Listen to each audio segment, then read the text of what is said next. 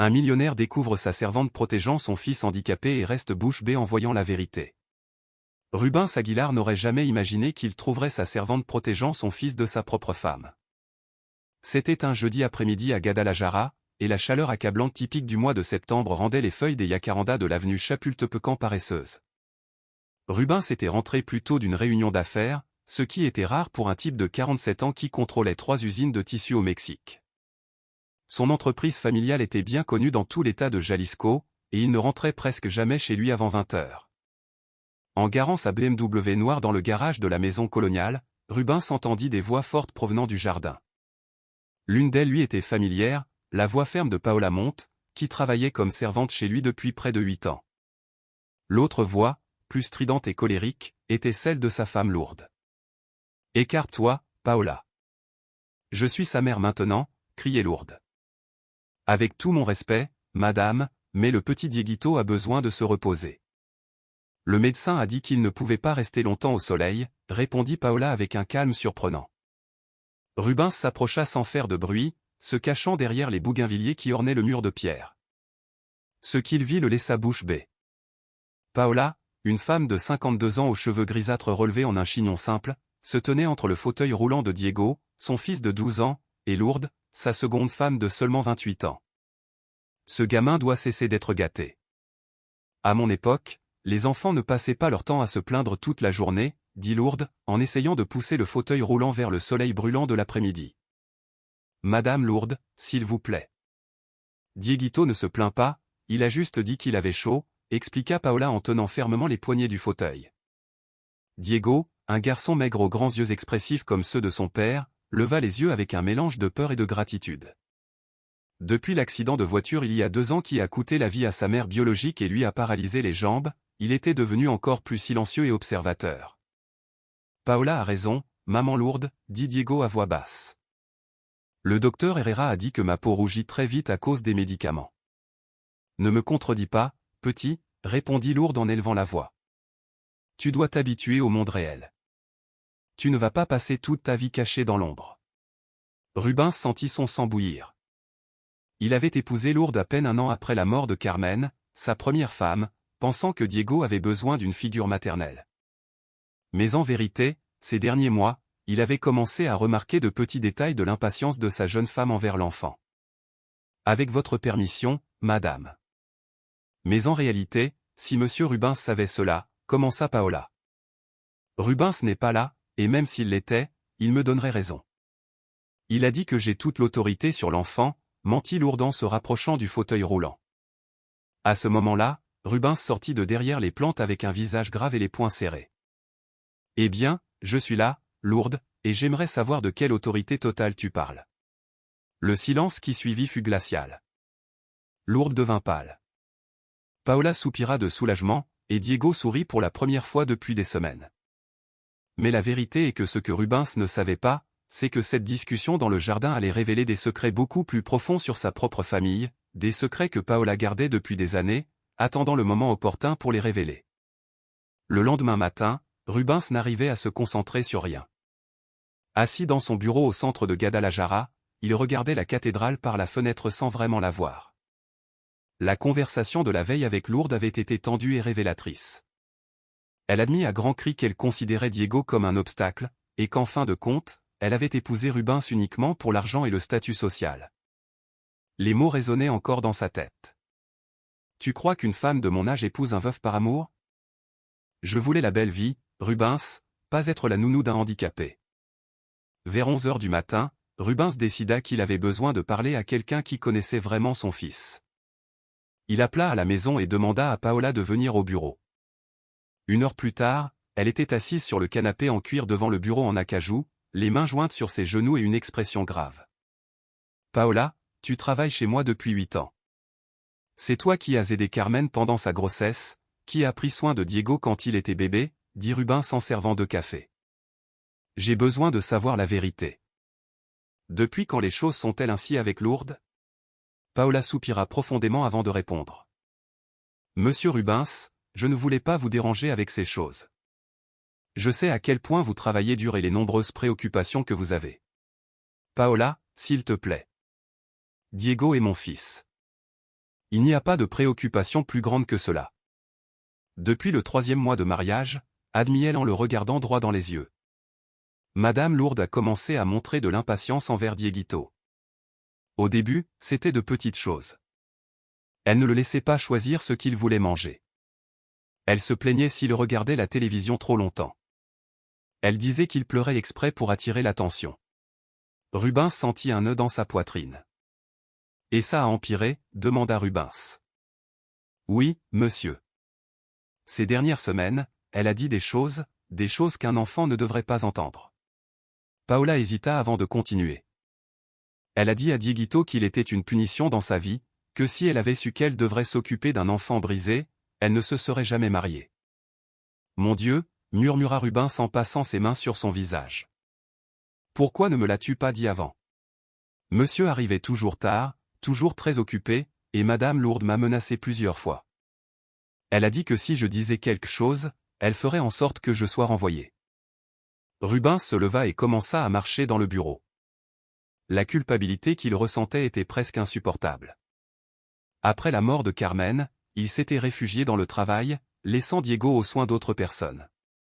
Il pensait qu'il avait donné à son fils tout ce dont il avait besoin, maison, nourriture, éducation, traitement médical, mais il se rendait compte maintenant qu'il avait échoué dans le plus important, la protection et la présence. « Dis-moi une chose, Paola. Ces derniers mois, quand je ne suis pas à la maison, qui s'occupe vraiment de Diego ? » Moi, monsieur. Je l'aide avec ses exercices de physiothérapie, je lis, nous parlons de l'école. Parfois, nous restons dans le jardin à prendre soin des plantes de Madame Carmen. Dieguito aime arroser les roses rouges qu'elle a plantées. Rubens cessa de marcher. Il avait complètement oublié les roses que Carmen avait plantées pendant sa grossesse, disant qu'elle voulait que Diego grandisse en voyant de belles fleurs. Et il parle de sa maman avec vous tous les jours, monsieur. Il a peur d'oublier sa voix.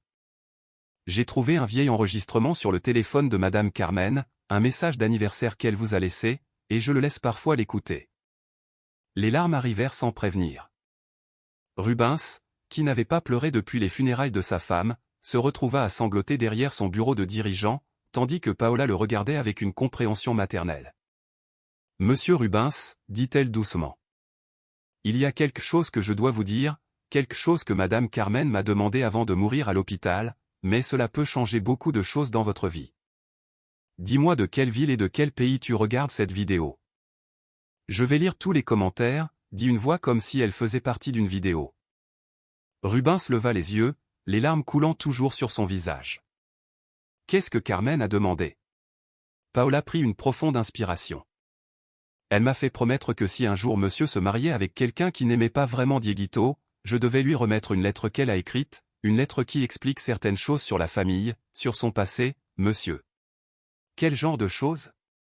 Des choses qui peuvent tout changer, monsieur Rubens. Des choses que Madame Carmen a découvertes peu avant de mourir.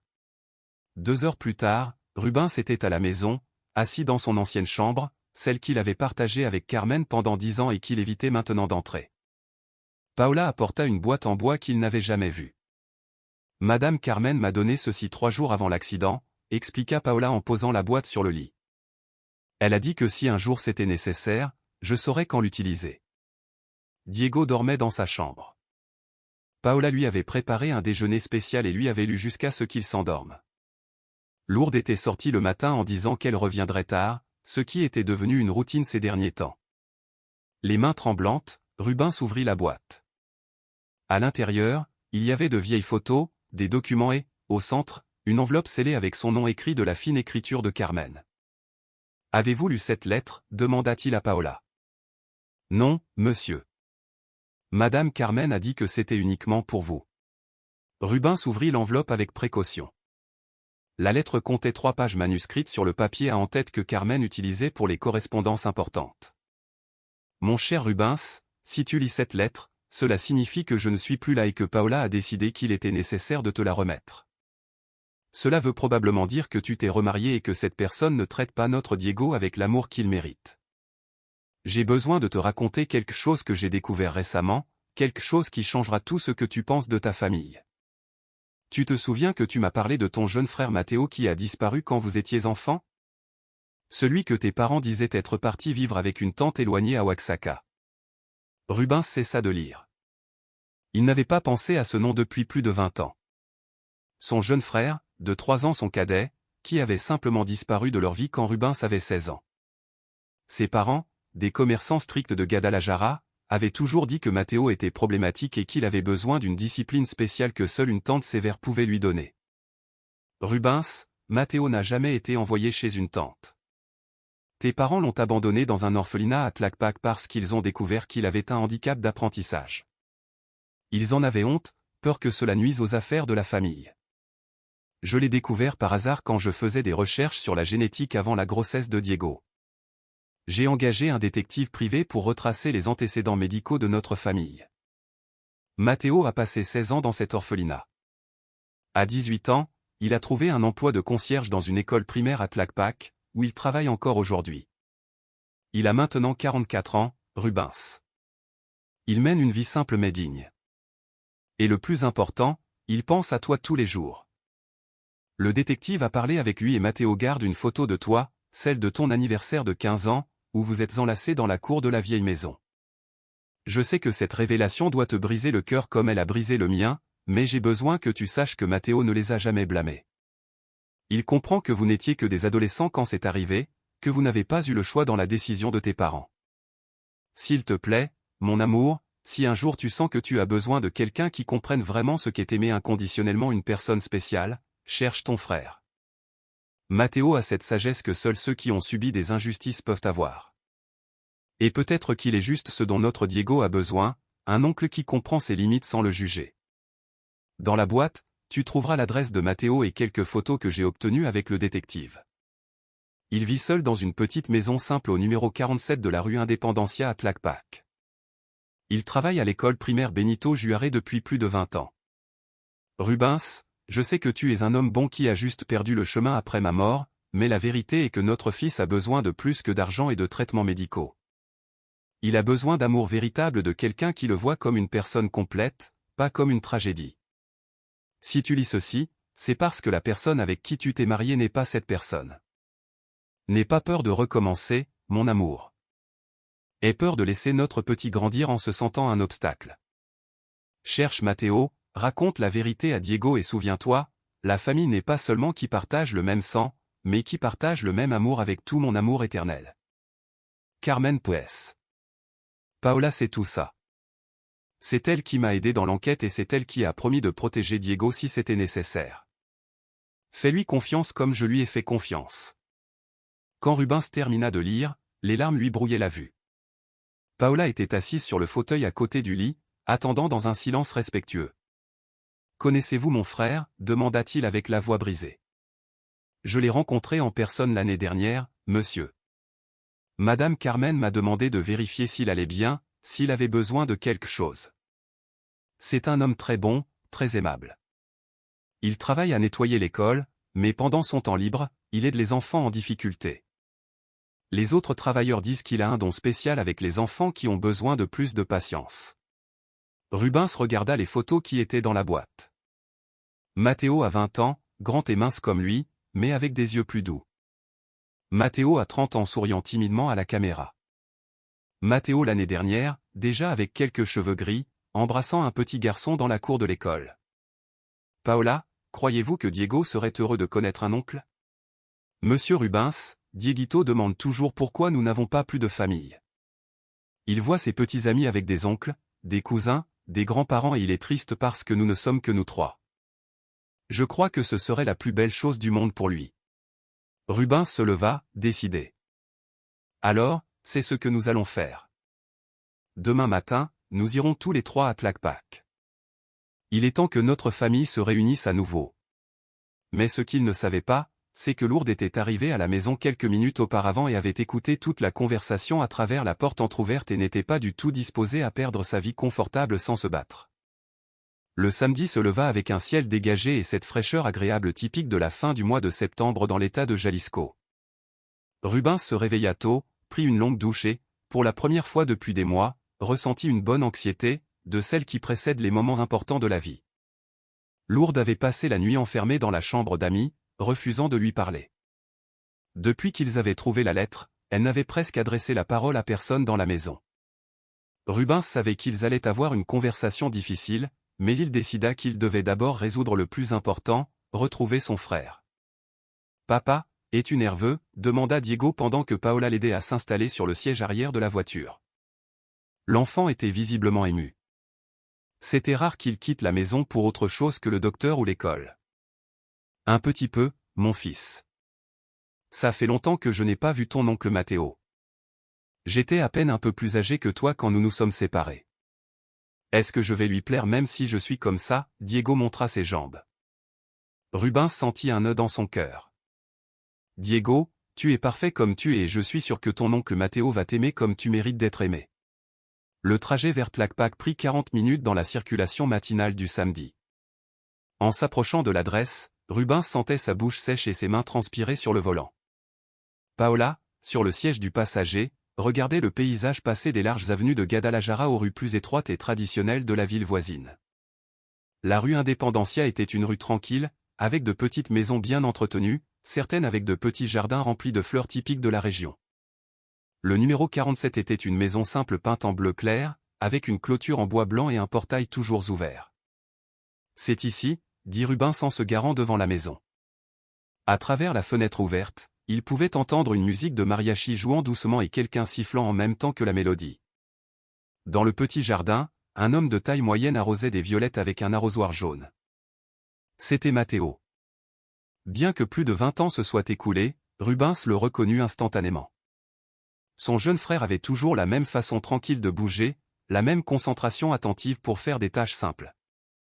Il était un peu plus enrobé, avec des cheveux gris sur les tempes, mais ses yeux étaient toujours les mêmes, doux et observateurs. « Mon Dieu !» murmura Rubens.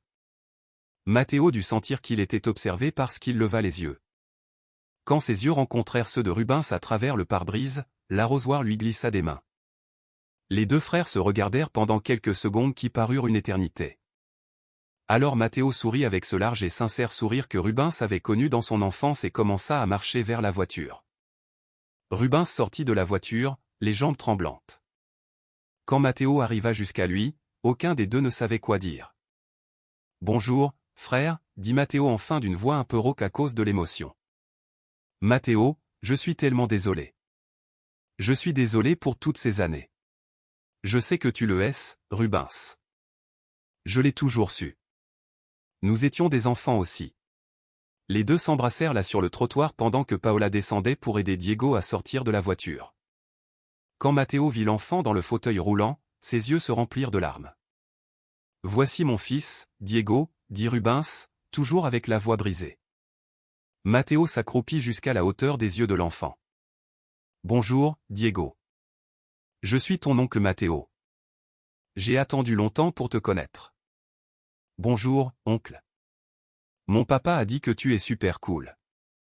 Aimes-tu les plantes? J'ai vu que tu as un beau jardin. J'adore les plantes. Veux-tu que je te les montre? J'ai des fleurs que ta grand-mère Carmen aimait beaucoup. Ton papa m'a parlé d'elles dans une lettre qu'il m'a écrite il y a quelques années. » Diego regarda son père, confus. « Quelle lettre? » Rubens réalisa qu'il aurait beaucoup à expliquer. « C'est une longue histoire, mon fils. Et si ton oncle Matteo nous parlait du jardin pendant que nous discutons? » Pendant les 2 heures qui suivirent, les 3 hommes et Paola, qui fut reçu comme un membre de la famille, passèrent le meilleur moment qu'ils avaient eu depuis des années. Matteo montra son petit jardin, raconta des histoires de l'école où il travaillait et Diego rit pour la première fois depuis des semaines quand son oncle imita la façon dont parlaient les différents enseignants. « Oncle Matteo, peux-tu venir à la maison de temps en temps » demanda Diego pendant qu'il mangeait des sandwichs que Matteo avait préparés. « Si ton papa me laisse, j'adorerais. »« Bien sûr que oui » dit Rubens rapidement. « En fait, Matteo, aimerais-tu vivre avec nous? La maison est grande, il y a une chambre d'amis incroyable et j'adorerais avoir la famille réunie à nouveau. » Matteo hésita. « Rubens, je te remercie beaucoup pour l'offre, mais j'ai une vie simple ici. Je ne sais pas si je saurais comment vivre dans une grande maison. »« Tu n'as pas à changer qui tu es, » dit Diego soudainement. « Mon papa a une grande maison, mais parfois il se sent triste.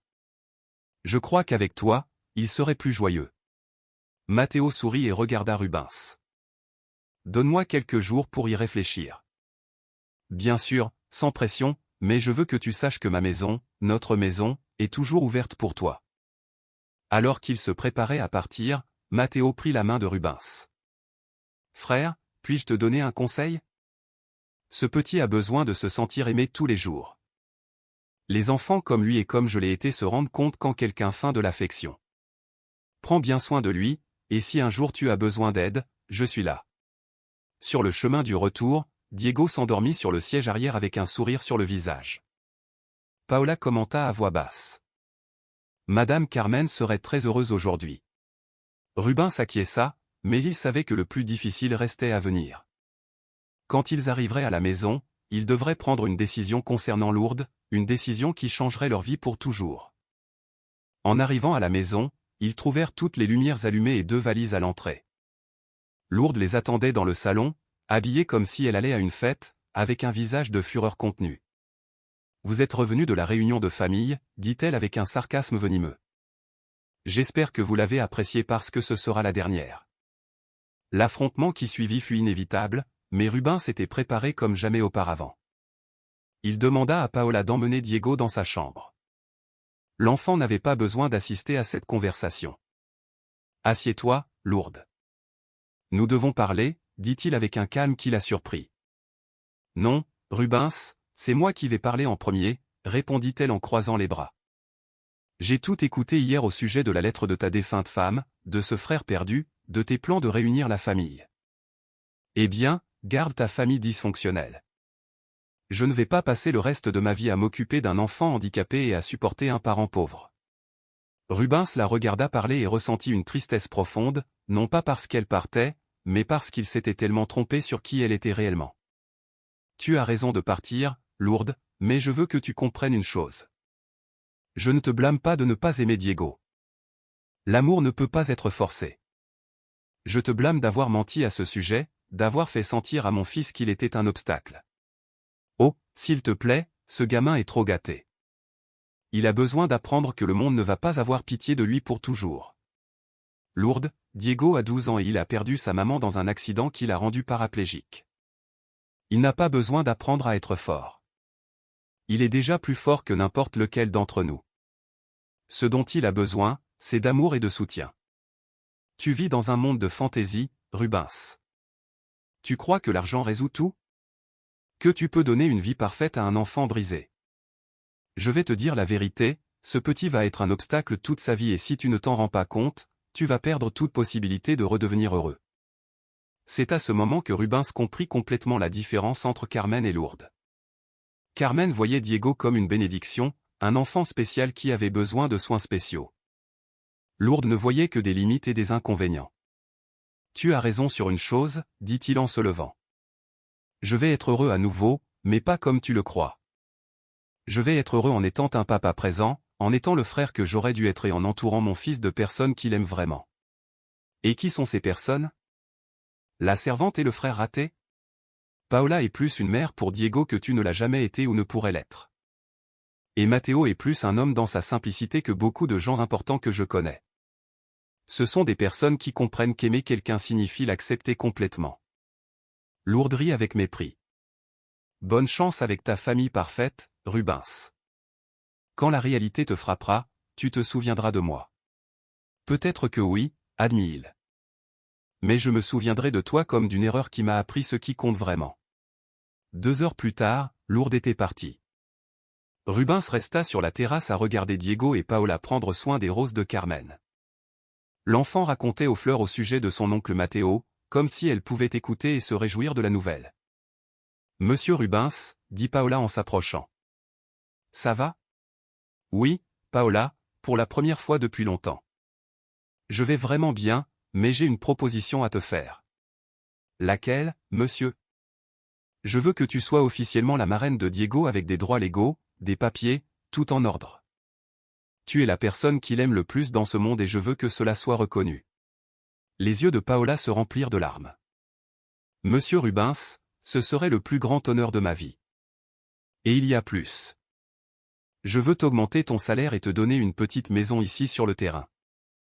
Une petite maison rien que pour toi, mais près de nous. Qu'en penses-tu ? » Je pense que Madame Carmen sourit de là-haut, répondit-elle en séchant ses yeux. Ce soir-là, Rubens prit une autre décision importante. Il appela Matteo. Frère, j'ai changé d'avis sur le fait que tu viennes vivre ici. Ah, d'accord, Rubens, je comprends. Non, tu n'as pas compris. J'ai changé d'avis parce que je ne veux pas seulement que tu vives avec nous, je veux que tu sois mon associé. Comment ça se fait que tu travailles avec des enfants spéciaux depuis 20 ans? J'ai de l'argent et des ressources. Et si nous ouvrions une école spécialisée, un endroit où les enfants comme Diego pourraient apprendre et se développer avec amour et respect? Le silence à l'autre bout du fil dura quelques secondes. Rubens, tu parles sérieusement? Je n'ai jamais été aussi sérieux de ma vie. Pense Y. Nous pouvons commencer petit avec quelques enfants et ensuite grandir. Tu serais le directeur pédagogique. Je m'occuperai de la partie administrative et le meilleur. Diego aurait une école faite spécialement pour lui et pour les enfants comme lui. Mon Dieu. Oui, oui, j'accepte. C'est tout ce dont j'ai toujours rêvé.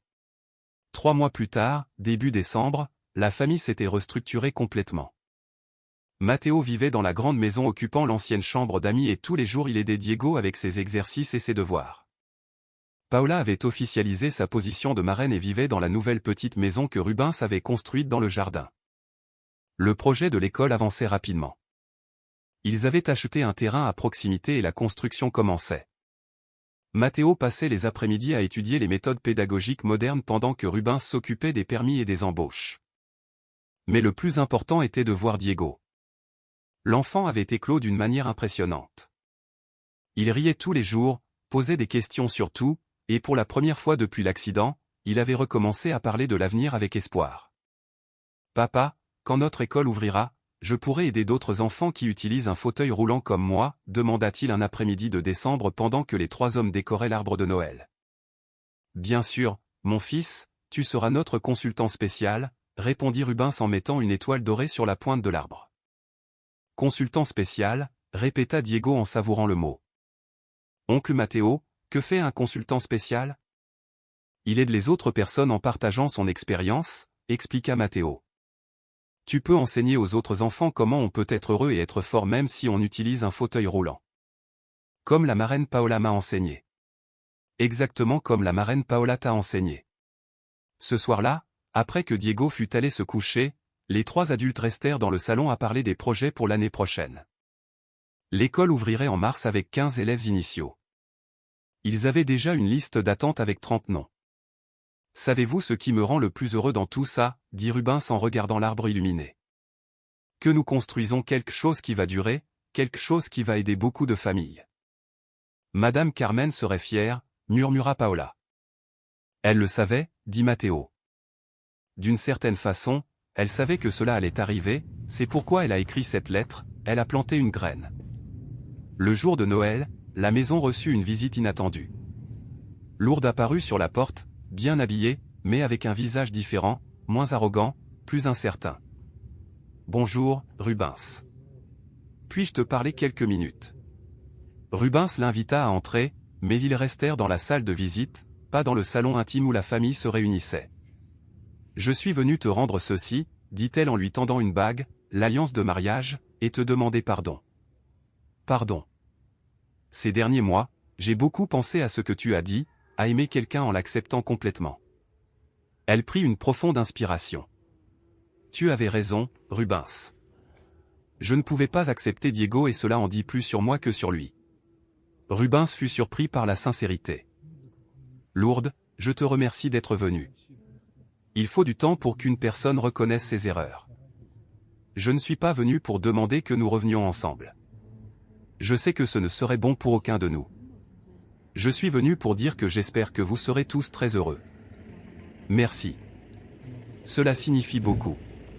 Alors qu'elle était sur le point de partir, Diego apparut sur la porte du salon en poussant sa chaise. Bonjour, tante Lourdes. Es-tu venue pour Noël? Non, Dieguito, je suis juste venu déposer quelques affaires à ton papa. Mais joyeux Noël pour toi.